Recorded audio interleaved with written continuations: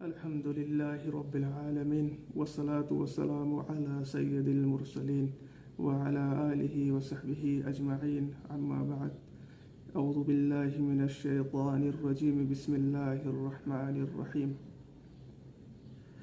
ناظرین اکرام السلام علیکم ورحمۃ اللہ وبرکاتہ۔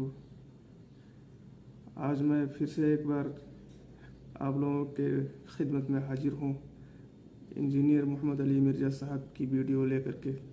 جیسا کہ ہم اور آپ کو معلوم ہے کہ انجینئر صاحب کے حوالے سے روزانہ کچھ نہ کچھ اعتراض اٹھتے ہی رہتے ہیں۔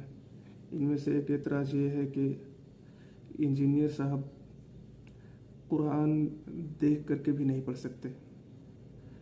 تو بہت ہی شاندار انداز میں انجینئر صاحب نے اس کا جواب دیا ہے، آئیے سماعت فرماتے ہیں۔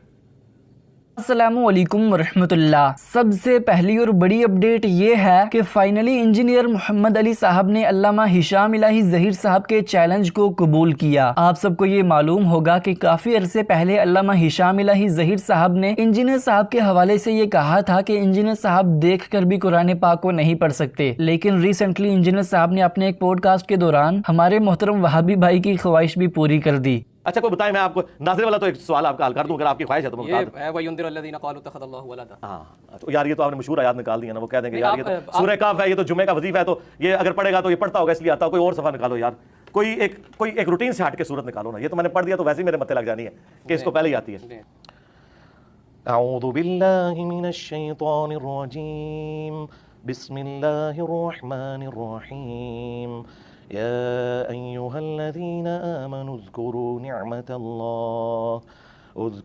نعمة الله عليكم إذ جاءتكم جنود فأرسلنا عليهم ريحا وجنودا لم تروها وكان الله بما تعملون بصيرا۔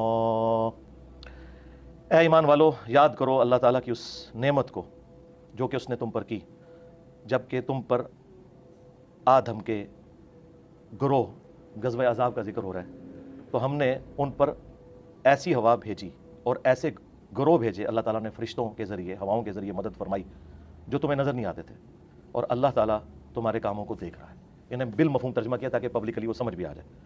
تو اب یہ کوئی ترجمہ اس میں لکھا نہیں ہوا۔ اور مزید انجینئر صاحب نے وہابی بھائیوں کو ریبٹل کرتے ہوئے یہ بھی چیلنج کر دیا کہ فرقوں کے بڑے علماء کرام جیسے مفتی منیب الرحمان صاحب، مفتی تقی عثمانی صاحب یا پھر ساجد میر صاحب انہیں مکمل تجوید اور معروف طریقے سے قرآن پاک کی تلاوت کر کے سناتے ہیں تو انجینئر صاحب ان کو 1,00,000 روپے کا انعام دیں گے۔ اب میرا بھی چیلنج لے جائیں۔